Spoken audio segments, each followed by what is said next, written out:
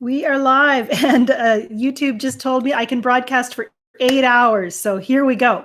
Uh, can you imagine? Actually, I thought that 8 hour time limit might be very helpful one day in the future if I teach a workshop that has good Wi-Fi, because then I could actually broadcast my workshop on my website. Wouldn't that be amazing? It just gets me excited to think about that. Welcome, everybody. And I can see that you see me because Lisa just told me I look beautiful. Thank you. Did my hair today. My husband really appreciates when I am on camera because I spend a little extra time on my appearance. And Wade's actually home today in his studio, which is the shop downstairs. He's working on his 1969 Super Bee. It's a car he's had since he was 16 years old, and he's finally going to see it on the road next spring. And I'm excited because he's promised me that he's actually going to make it something that I can drive as well. So that's a bonus for all of us.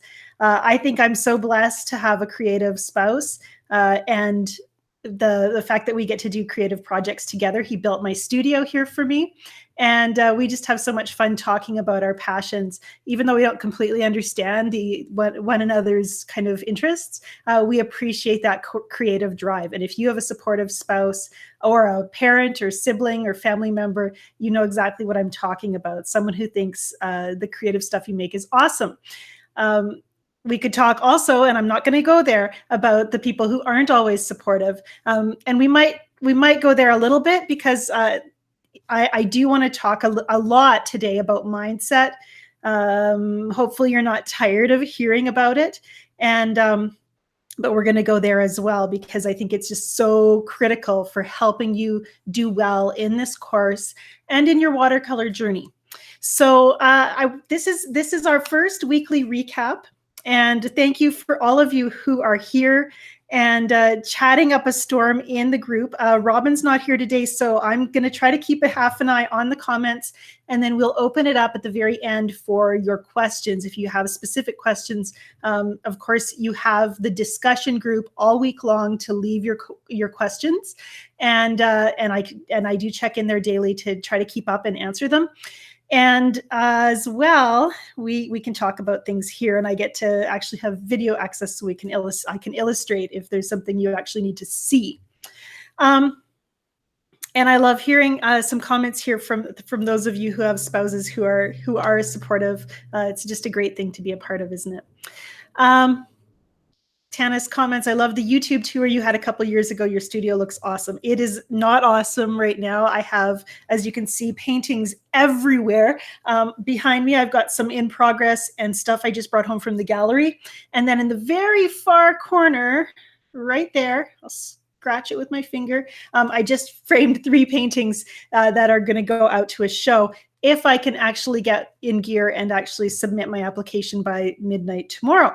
So that was the 2 things I had to do today were be here for you and then get those paintings framed and submitted to the show. So I'm halfway there. Lots of people tuning in live. Thank you for taking time out of your day to be here. If you're not live, that's okay. We're going to have lots of content, and you can watch this over and over again because it's all linked up in Watercolor Mastery for you. Okay, so we're 1 week in, and I have to tell you, anytime I open up a new course, it's a little bit nerve-wracking because I don't want to disappoint you. I want to provide content that's going to help you grow as an artist in your watercolor journey. Because I've done this course twice before with other students, I have confidence in the content that it can and will help you. And if you're willing to kind of trust me and go along with my crazy ideas. And so you might be feeling 1 week in that what's happening for you in Watercolor Mastery isn't what you expected. So I wanted to address that a little bit. One reason I created week 1 to be focused on not really techniques so much. We did some challenging technique. We grabbed our palette knife and did something crazy and relaxed. And then we challenged the way we always do things by changing up a painting you've done previously, or for me, changing up a painting I had done in the past. And I was thinking today, I think a little bit later here in our lesson, I'll be painting that scene again with another twist. So hang on for that. But the reason I don't go straight into let's focus on building our techniques, is that I wanted you to adopt a mindset that is willing to challenge the things you've always thought about your watercolor journey. I want you to be able to start identifying bad habits, thought patterns that you tend to fall into, and areas where you might be feeling stuck. If you can go into the rest of the course with that mindset, challenging established thought patterns and trying new things, trusting me and trusting yourself, I really believe you're going to see a lot of growth. And at the end of the course, I really want to encourage you, hang on to everything you paint over these next 6 weeks. Make a little pile, put it in a box. At the end of the course, week 6, one of your assignments is to spread it out. Show us what you've accomplished. Show yourself what you've accomplished through the last 6 weeks. And I think you'll surprise yourself as you see the direction your paintings have taken. Another thing I've noticed is people don't really start getting fired up and turned on in this class. You don't really get into the gear of motion until a little later in the course. I was going to say maybe about week 4 is when I really started to hear from students that they were starting to see the hard work from the first 3 weeks pay off, that unsettledness of being out of your comfort zone. And it takes some time to start to realize the fruit of that. So I want to encourage you. Daisy comments, this course is exhausting me. And so we're going to talk about that too. In fact, I had 2 comments from students that I wanted to highlight right now, emails that I've received. One, Evelyn says, I've been trying to spend lots of time most days practicing, playing, making huge messes. And I really wonder then if I will ever come out of this place of blah artwork, trying the prompts and ideas you have presented in the lessons. I've spent 10 hours so far on this week's workload, and this afternoon I will be into it again, retrying my landscapes and warm-ups. Yes, I'm feeling quite overwhelmed and very frustrated trying new ideas and techniques and not getting great results. And even what I have done in the past seems to be slipping away from my grasp. It's quite humiliating to be in this place of painting ugly color combos, horrible disasters, practicing over and over again with not much success, and not being able to have much to show for all these efforts and time spent in the studio. That is, I don't know if any of you can relate to that. Maybe put your hand up or comment if you do. And relate to that struggle, that the time you're putting in actually seems to be taking you backwards. And then I want to put my hand up because I have been there too. This is, it's frustrating. You see something and you feel like it's in reach, and then all of a sudden it pulls away and it seems farther away than it was before. So I really, I know what that's like. And I'm not the only one who knows what that's like. I want to read another quote for you. This one is from Vincent van Gogh. So we're reading a letter Vincent van Gogh wrote to his brother Theo. And he says, if one wants to be active, one mustn't be afraid to do something wrong sometimes, not afraid to lapse into some mistakes. To be good, many people think that they'll achieve it by doing no harm, and that's a lie. That leads to stagnation, to mediocrity. Just slap something on it when you see a blank canvas staring at you with a sort of imbecility. You don't know how paralyzing it is, that stare of a blank canvas is, which says to the painter, you can't do a thing. The canvas has an idiotic stare, and it mesmerizes some painters so much that they turn into idiots themselves. Many painters are afraid in front of the blank canvas, but the blank canvas is afraid of the real, passionate painter who dares and who has broken the spell of you can't once and for all. I think we have to remember too, I love that quote, that idea that just do something to get out of that paralyzation, to get out of that, that idiotic stare that the canvas is looking at you and telling you this is not going to work. You don't have what it takes. And Van Gogh says, just do something. Be willing to just slap something on the canvas. At least then you'll be moving ahead. And I think, and we're going to get there too. And I want to encourage you, we all feel this way. And Van Gogh he sold one painting in his lifetime. So it's not like here he's some successful, established artist who has this great track record. And so he's looking down on the rest of us and saying, all you have to do is paint and you'll get there. He was in the trenches just like we are. And so I think that's a good thing to remember. I wrote down some thoughts on judgment myself. So this is my letter to you. We seem to have this mindset that if a painting doesn't turn out, it's a judgment. It's a judgment on us.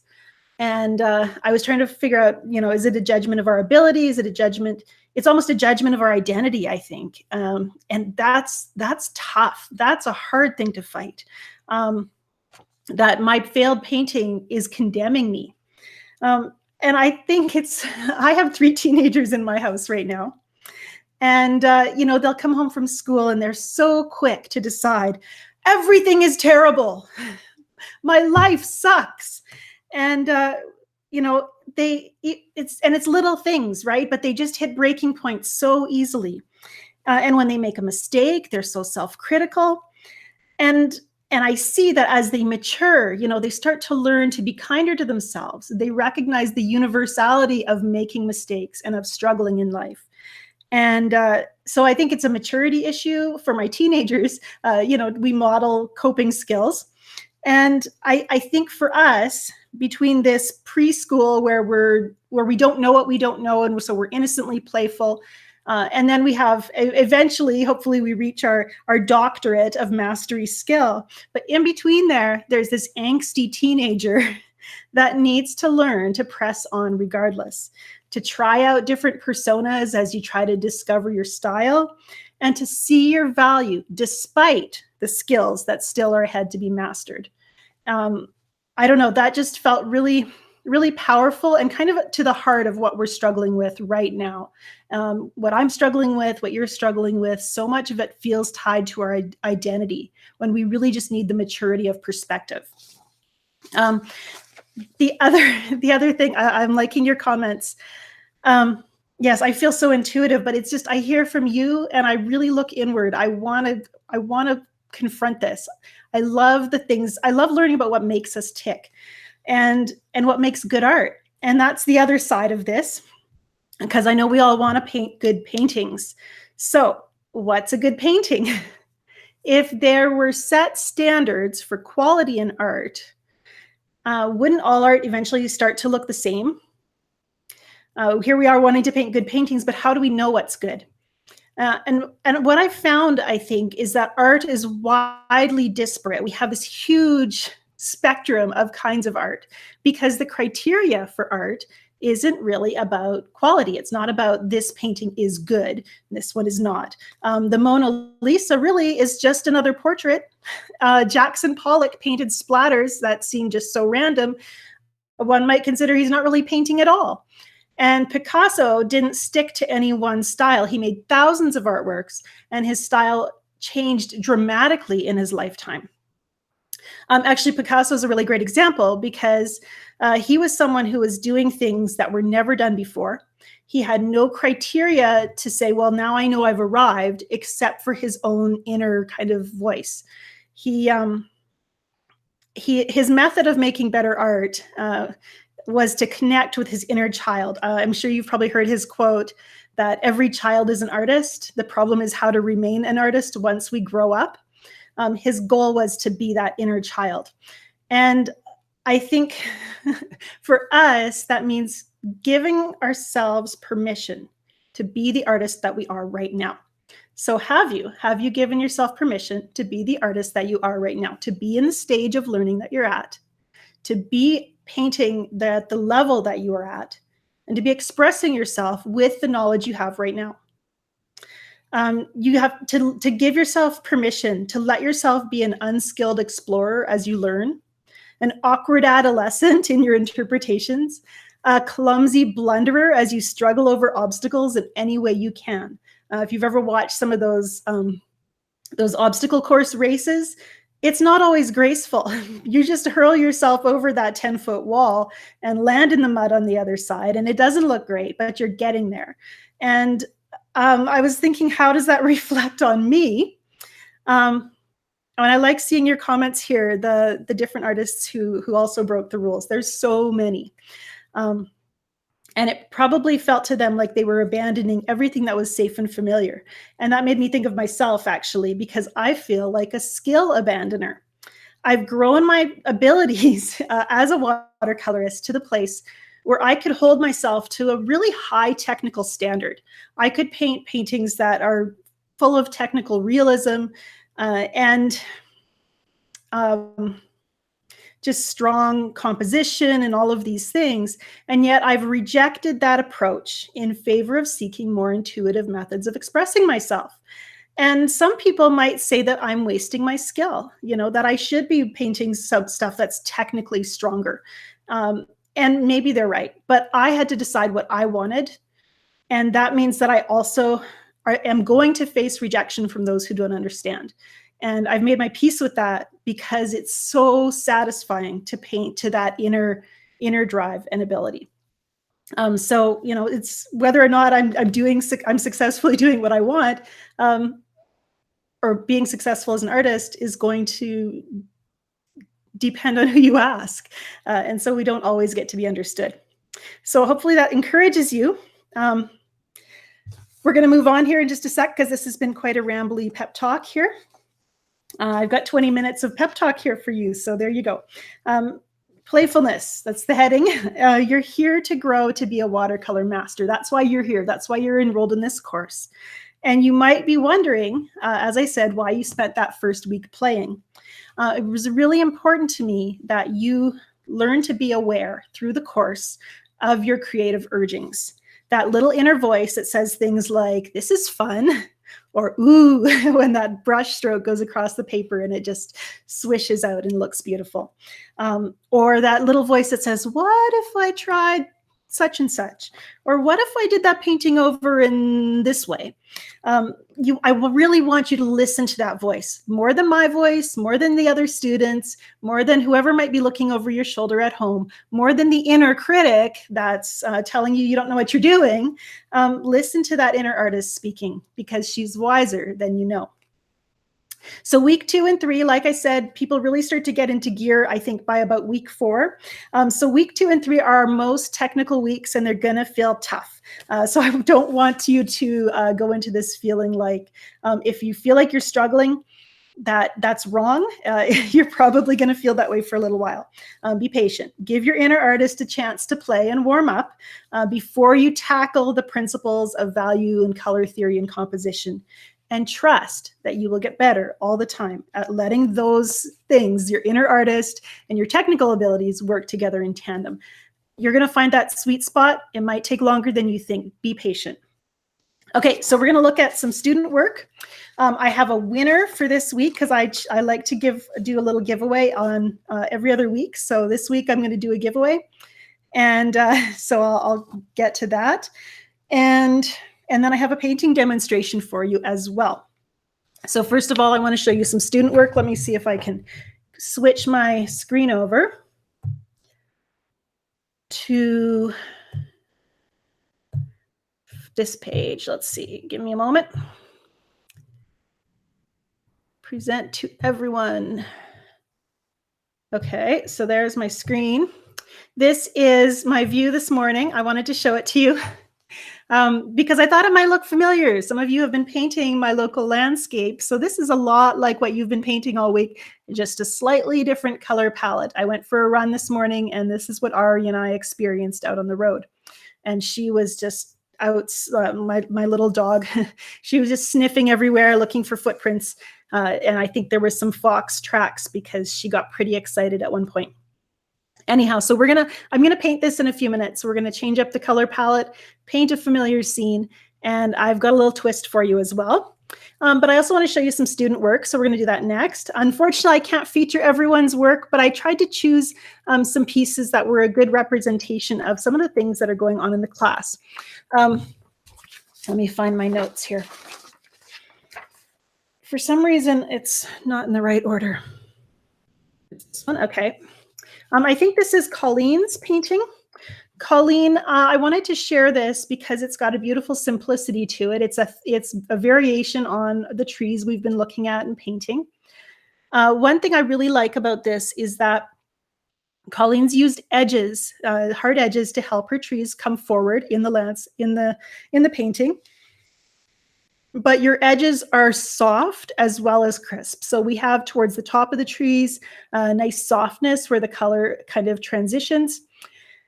And so we have those crisp edges, but they're a soft, crisp edge. And I wanted to point that out because there's never just one thing or another. You can do variations.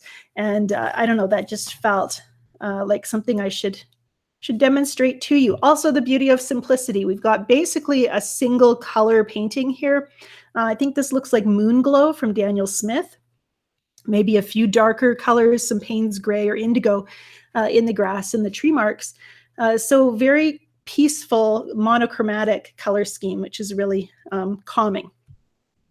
Okay, yeah, it's just not going through in the right kind of order here. So I just have to guess. I think this is Jill's painting. Jill used the palette knife to create this first layer. And then she wasn't feeling super satisfied with it. You can see it looks a little bit overworked already. Jill, I hate saying people's paintings are overworked. I'm sorry. I'll make it up to you. But you can see it's kind of, the paper has a little bit of a fuzzy texture to it. It's absorbed a lot of water, and it's been stirred around a bit with the palette knife. And yeah, I love that Jill didn't give up on this painting. She kept throwing paint at it. Birgit O'Connor says, kill it or cure it, which I love. And so Jill decided to keep painting and ended up with, everything's in the wrong order. Seriously. Just give me a second. Wow. Okay, hang on. There's more than one way to do this. Now you get a sneak peek of everybody's stuff. Okay, there it is. Okay, Jill kept painting. And so we ended up, she added a lot of color, a lot of layers, and created this beautiful glowing sun. I feel like I want to say sunrise. Whether or not your painting looks like a sunrise or sunset usually has these slight differences in color and shadow placement. And a lot of that is often accidental, but I always try to guess when I'm looking at a painting whether or not it suggests sunrise and sunset, and then why. The sky here is a little bit softer than you might see in a sunset, which I think is why I decided it's a sunrise. And I love the way you can see the light falling on the foreground bushes. They're just a little bit lighter, which shows to me that you have a great eye for observation, Jill. And then I know Jill's done other variations on this landscape in the group discussion, so you can look for those. Thanks for sharing this with us, Jill. And also, I just wanted to say that keep on throwing paint at stuff. If you feel like it's not going well at the early stage, that gives you full permission to utterly change your path, totally destroy it in the process of learning. And it's already a disaster, so you might as well just learn everything you can from it. And often you'll be surprised at the results. Some of the paintings I love the most are things that started out as terrible disasters. Okay, let's see what we get next. This is, I believe, Marianne's. And I just wanted to enjoy the simplicity of this. And a number of the ones I've shared here are just simple washes of color. This suggests, I think, a kind of a forest scene to me. Marianne's used, I think that was green apatite, which is a Daniel Smith Primatech color. It's got some mineral sedimentary qualities. So you can see the little tendrils of dispersal in the pigments there. And just those little tendrils do enough to suggest kind of the forest look that she really didn't need to do anymore. And I think it's kind of a wise and powerful thing to leave your painting alone instead of feeling like you need to do more and say more. So I encourage you, be willing to practice that self-restraint and let the painting do most of the work. Why not? Okay, this is Therian's, and this one I just wanted to share because trying to remember why, because I like the color harmony here, I think. And I like that Therian took the original reference photo, did a vertical version to fit her plan just a little bit better to see if the elements would fit together. And then the color unity that's happening here. A smaller range of color choice really helped to give that peaceful, wintry, unified mood. And so well done, Therian. The other thing I should mention, we're going to go back to it for a second. I I think sometimes when you come to me and post something in the discussion group, um, maybe you want me to tell you how the painting is wrong because no painting is a perfect painting. So how can I fix this painting? But it's really not about how can I make this painting more flawless? How can I fix all the mistakes? It's how does the painting work as a whole? So rather than saying, well, this doesn't work and this doesn't work, let's look at the things that do, because those are the things we want to build on. And then we can say, well, maybe you overworked the painting in this area, or maybe you need to choose fewer colors so you have more color harmony. But overall, we want to see how the painting works as a complete unit. So it's not about whether or not one area has a mistake. It's how does it work in totality. So keep that in mind. Okay, this is Beatrice's painting, and this, I don't know. This is again just that evidence of the beauty of self-restraint, of just letting the pigment do its thing and not trying to push it further and just enjoy it where it's at. You are under no obligation to finish a painting. I like to have the next step kind of almost completely visualized in my mind before I put my brush on my painting again. And with that, when I do it that way, instead of pushing on kind of blindly, my paintings just go a little bit better. And oh yeah, this one is Evelyn's. Really love the boldness of your trees here, Evelyn. They have this gorgeous kind of Chinese brush painting feel.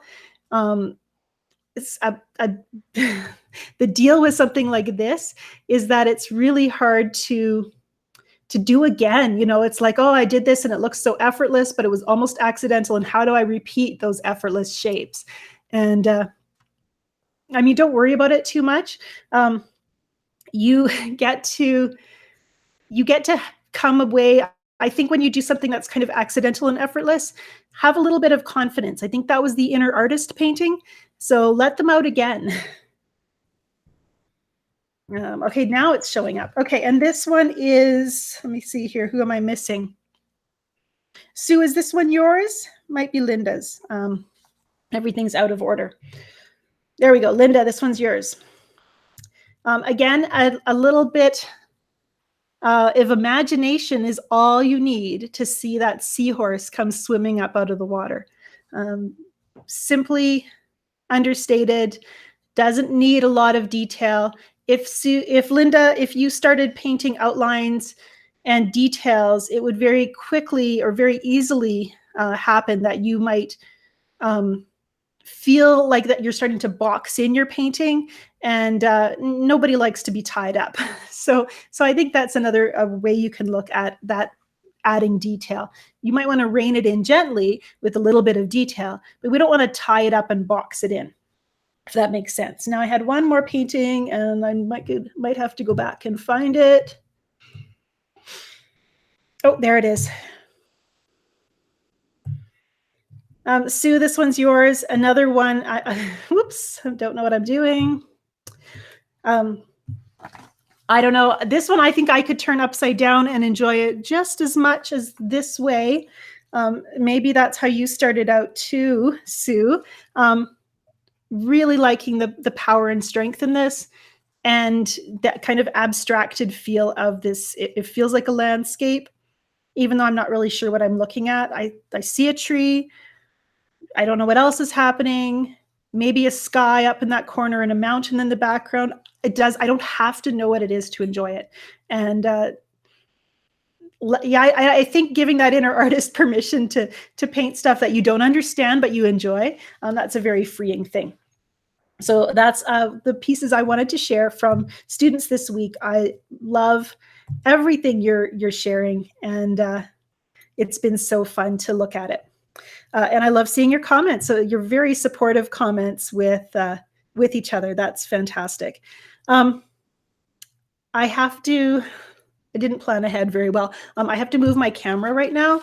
So avert your eyes for a second because it might be a little bit wobbly.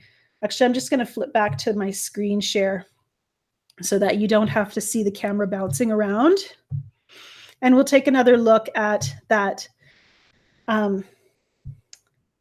Hang on, we'll take another look at that landscape photo because we're going to paint that. Or at least I am. You guys get to enjoy. So, whoops. Just trying to figure out what I'm doing here. Okay, now you can see I am screen sharing, presenting to everyone. Okay, I'm just going to move my other camera so that we can do a little bit of painting together today.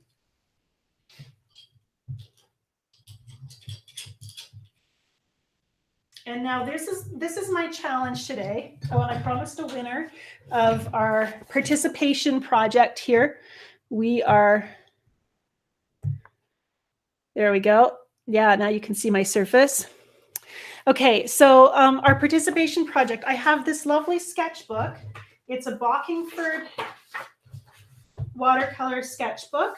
We actually got these, the students in my Ireland workshop all took one home, and I painted the first page for them because we all know it's the worst thing in the world to fill up, to put that first painting in your sketchbook because it never turns out the way you want it to. So I've done that. I did that for my students in Ireland, and I'm doing that for our winner this week. I better sign it before I send it off to, let me find the name here. Diane Sanders, you are my winner this week. Diane participated in the chat on the discussion page, is a member of our watercolor mastery course this go around. And so, Diane, you're going to need to email me your address so I can pop this sketchbook in the mail for you. You've got a whole book to fill up and a few splatters just directly from me. So congratulations. I will be giving away another prize on week 3 based on who participated in weeks 2 and 3. So keep that in mind. We're going to paint here right now. And ordinarily, I would use this brush because I like it. It's my favorite brush. Oh, and I just got a phone call from my frame shop telling me to go pick up my painting. So that's great. Another thing to do next week. Anyhow, okay, so usually I would paint with this paintbrush, my Escoda Versatile number 10 rigger, you know that. Today I am not using a brush. That is the challenge. We've used the palette knife to create a painting, but today we're gonna go a little bit crazy, and we're gonna paint that winter scene that I saw this morning on my run with Ari, using anything but a paintbrush.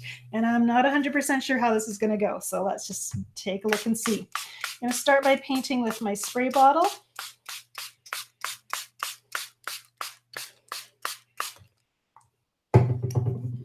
And then we got to do our background. We got to do some trees. Let me see here. Want to look at my reference photo just briefly. It's pretty monochromatic, so I've made it a little bit easy for myself. I'm going to start with a little bit of lavender, I think. And I want to kind of smear it on in a hurry. I'm going to go traditional. Acrylic painters, we use these a lot. This is just a natural sponge. I'm going to dip it in my water to moisten it a bit.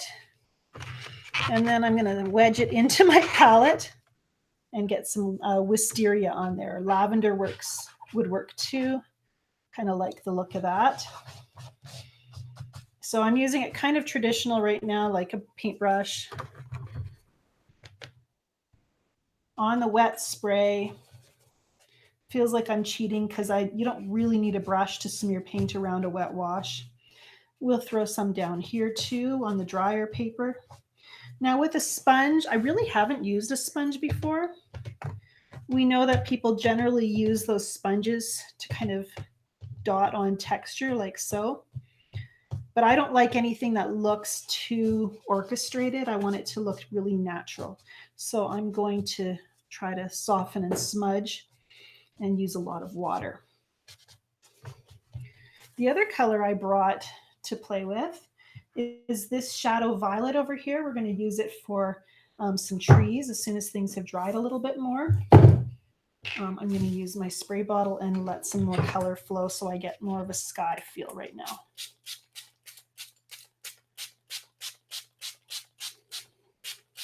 You can feel free to start asking some of your questions as well, because that's going to happen after I wrap up this painting. This is such a weird feeling.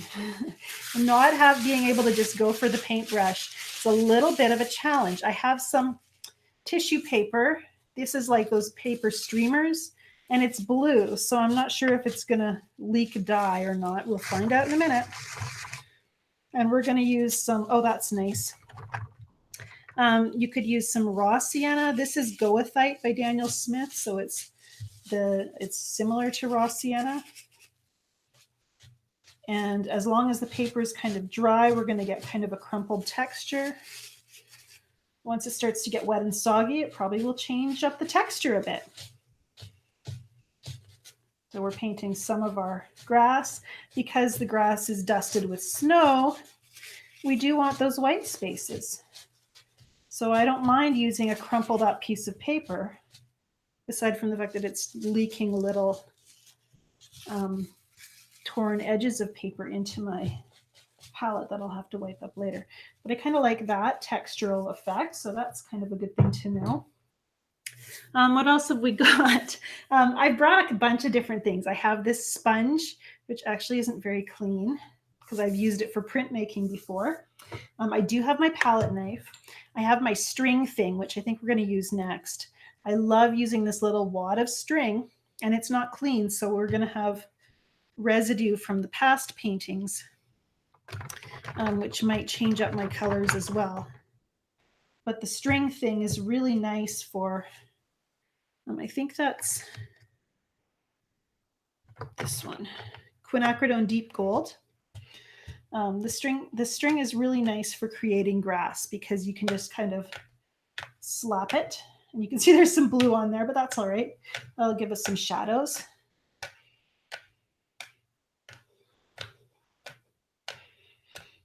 And this is where it gets really crazy. So yeah, that blue is kind of unexpected. Yeah, this is just cotton string, like packaging string that you might use if you're sending a package in the mail. Okay, now we're going to do that tree. Now I could use my palette knife to paint my tree, but I feel like we should do something different. So I've got this plastic spoon. We'll give that a try. I always dampen everything. It just feels more right for a watercolor artist to start with damp objects. And this is going to be a tree right here with some raw umber.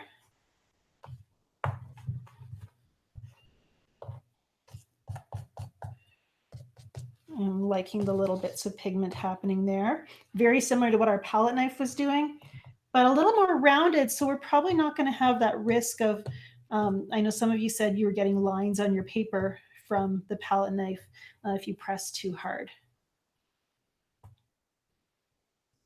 Let's do another tree right here. Just something slimmer, maybe one that going that way. Oh, I like that. Notice how just adding that strong dark pigment made the painting just that much more interesting. I probably could try to use the handle of the spoon as well to create some of my fine lines. So I need some branches. And this is where I need to keep a light touch because these little plastic spoons do generally have kind of a sharp little pokey bit on that end. The other thing I could use, I brought some sticks from the outdoors. And this stick has like this grassy fuzz, so we could probably use that as well. I need more tree bark or something. Tree bark would be great. And if you're enjoying this, you're going to enjoy my Friday night painting lesson, which will be coming up on YouTube in just a few hours. I think in about 3 hours, because I'm painting with stamping leaves in watercolor. So you can watch for, if you're on my YouTube mailing list, you'll get an email about that. If you're not, you can look it up on YouTube on my channel. Just search up my name and I'm sure it will appear. Okay, so painting with sticks, also unpredictable. I have different widths, different thicknesses, and so you get some different effects. Apparently you also get little bits of bark coming off into your painting. It's not all bad. I do, of course, have a feather because I don't think anybody can think about painting with non-painting objects. I'm just cleaning the end of the feather because I have used it for other paintings before. But I mean, really, what's more like a paintbrush than a feather? And I wanted to use it with this shadow violet. So let's just give it a try. See where we end up. I don't know what kind of shapes the feather is going to make. So there's going to be some unexpectedness there. I think I'm seeing a lot of fine lines. So this would be a great tool for painting maybe quick grasses. Let's do a line of kind of shadow down here using the shadow violet. Shadow violet I find is similar to moon glow, but with a little more murk to it, a little more of a grayish. Moon glow seems like it has a bluish undertone to me. Shadow violet is a little more gray to brown, a little muddier feeling. And you know what I'd like to see really much is more of that wisteria up in my tree trunk, I think. Let's give it a try. Again, if you have questions, I'm going to answer those in just a minute. I'm having fun with this. Like I said, I'm a skill abandoner. I'm all about finding intuitive ways to paint that seem really casual and relaxed. I don't know.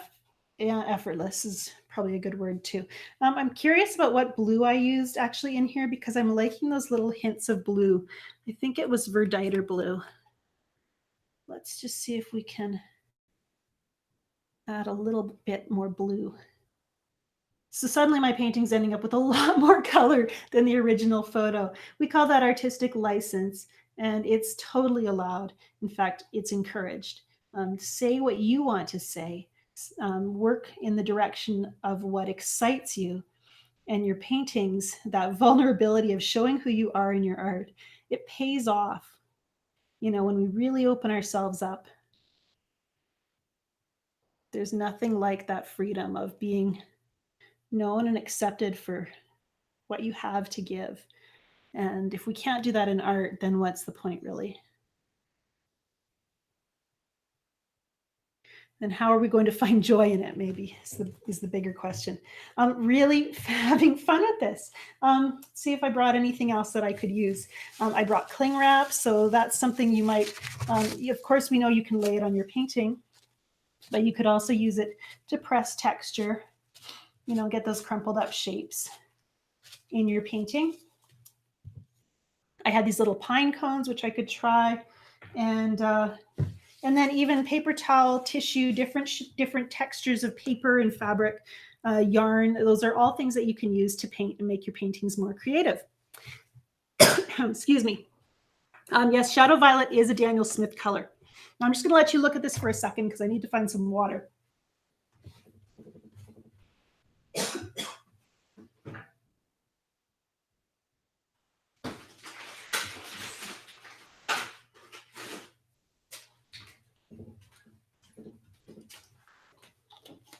So that was really fun to paint.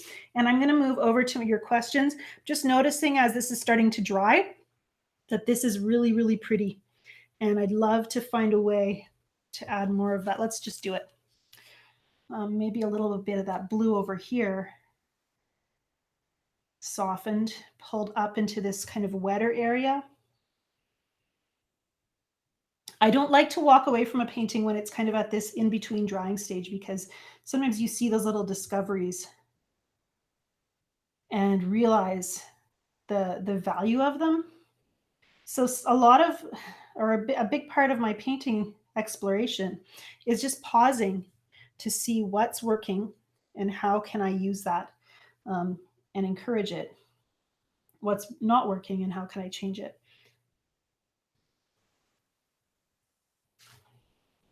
Once this is dry, I might decide to go back and put more contour into my trees, a little more crisp line.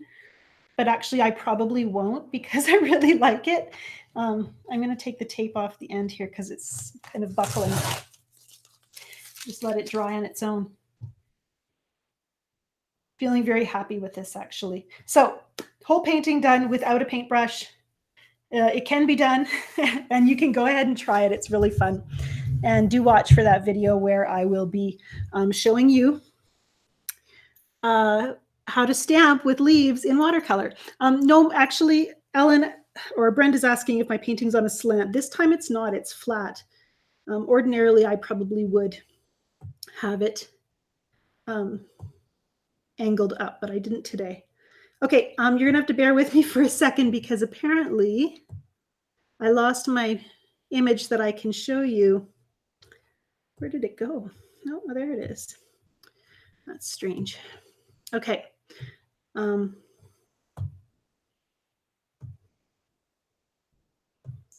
Give me just a moment. There it is. We're going to just switch over. The paper that I've used, I'll just tell you a little bit about the supplies as we're switching over to back to me from the painting to my face. And I'm starting to run out of talk myself out actually a little bit. So we'll wind it down, but I do want to answer your questions. So we're going to go in that direction. Okay. Okay, colors. I'm just going to tell you a little bit about the supplies. I will try to also link them up below the video because I know that's helpful for you. I used raw umber for my brown and shadow violet. As I said, all of these are Daniel Smith colors. The violety, pinky, purple color was wisteria. And the blue was verditer blue. And then I think there was a little bit of the goethite as well. So hopefully that's helpful. Jerry, you've asked about tilting your board when you're painting. I do like to have a slight angle on my paintings as I'm working, and my angle changes depending on what's happening in the painting. So most of the time I tilt because I want to have movement of the water that I'm using. So if I'm working with a lot of fluidity, it's really helpful to do that tilt so that you can control where the water goes. And then I will use a paper towel or something to blot if I'm starting to get puddles. So hopefully that helps. Janet says, I'm sitting here thinking, what is out in the yard that I can gather up? It's amazing what you can use to make marks on your paper. It does not have to be a brush. So if you're not painting today because for some reason you don't have your brushes, that's no excuse. Oh, Helen, I like your comment here. The pause is such a practice for me, observing and reevaluating the next step. A quote that I can give you, a tip that occurred to me recently was that so often when we feel a sense of urgency in our paintings, it's coming out of fear. When I feel anxious or when I'm working to a deadline, those things, they don't contribute to my painting. It's much better to just breathe and pause and let the painting kind of lead a little bit more and give it time to tell you what it needs. Oh, I didn't mention my paper is 140-pound Arches cold press. A Little Creative asks if my reference photo is in the class. I can also attach that to this lesson so that you can download it. So that will be in the lesson content on the Watercolor Mastery course. Lisa says, is your stamping with leaves in watercolor a live lesson? No, it's pre-recorded. It will be uploaded in about 2 hours, actually. I think 5 p.m. Pacific time. Layla asks, do you think this way will make my style more loose? I did want to address that. I think that, Layla, I don't think you have any trouble getting looser.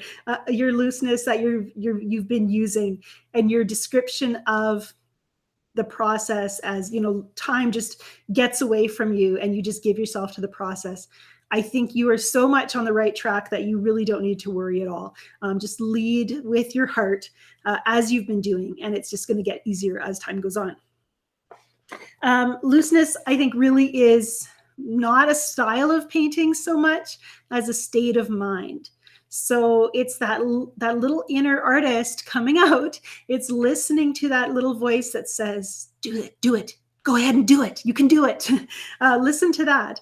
And it will just it won't steer you wrong. It might feel like it sometimes because it's not always going to result in paintings that turn out. But that little inner voice, that's the true you. That's what wants to come out on the painting. And and it's safe to do that. Let your studio be a safe place to express yourself, or that kitchen corner of your kitchen table, or that that spot uh, wherever you are painting. Let that be your safe place to just be with your art and let it lead. Um, Oh, great book recommendations, Lisa. Have you read The Artist's Way from Julia Cameron, or The Vienne of Gold, or Walking in This World? Are those all Julia Cameron books? I've been meaning to read The Artist's Way again because it's been a long time, and I think it would align really well with my thoughts right now. So yeah, that's definitely on my list of things to read, especially because I am working on my own book talking about these issues of artist mindset. So, everything I'm sharing with you is me wrestling with this stuff in my head, trying to figure out how to best um, continue to make art a safe place for all artists, and something that we know is a struggle. You guys know firsthand because you keep telling me I'm reading your mind, and it's just I'm reading my own. I'm getting back to those thoughts that we're not always conscious of a lot of the time. uh, Olive Doodle says, I think a successful loose painting needs to have better than average composition. What do you think? um, if I say yes, I'm afraid I'm going to scare a lot of people off because um, I don't think we think about those foundational skills always. But at the same time, and I do think that composition is important in painting, but I think a lot of times we internalize a lot of that stuff. As we grow in our skill abilities, we start to think more about interpretation and how to make things look balanced. And, if you've ever liked arranging flowers or even just objects on a bookshelf, and you want to kind of line up your books in a certain way and then have, this little decorative item over here, that's composition, people. So if you can arrange things, if you've rearranged your living room so it looks a little bit better, that's composition. If you've planned a garden, if you've done scrapbooking, if you've, let me think here, picked out your outfit for the day, some of that is composition too. You wear a skinny belt with that blouse and a thick one with the other, and that's all thinking about proportion and arrangements and composition. So don't be afraid of composition. We're going to talk about composition a little bit later in the course. It does make your loose paintings stronger. We'll get there. It's okay. Did I say when my book would be published? So excited. Oh, it's so terrifying to think about writing a book. I actually have like 25,000 words written, but in absolutely no order. And so it's really kind of, I have to get past this mental block that says, you don't know what you're doing and you can't get this in any kind of order. So I'm working on that. And of course, all my talk about fear and mindset is going to help me with that, right? Okay, Camilla says, I was feeling like painting seascapes and rocks this week. I hope to do some work in trees as well. So is it okay? Yes. One thing I want you to think about as you move into week 2 is one way to make this work, and it's not the only way, but be willing to pick from your own reference photos or past paintings you've done and get stuck on one idea. It's okay. Nina from our last session series of Watercolor Mastery, she got stuck on one photo for like 2 or 3 weeks. She was working on the same photo and she painted like, I don't know, maybe 8 versions of that painting. And it paid off for her big time in results. And so I just want to encourage you to choose something that you're willing to work on for a while and use that as kind of your pet project for the next week or 2 weeks or 3 weeks. It can really help you kind of develop your ability to develop a painting by sticking with one thing. On the other hand, if your inner artist is saying, to heck with that, I want to do something completely different every time, you got to trust that inner artist.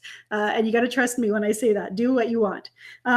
Gwendolyn says, we can do the value lesson, but with our own photos. Yes, by all means. If you have a photo that has some good value contrasts in it already, that will make it easier for you. So do look for that.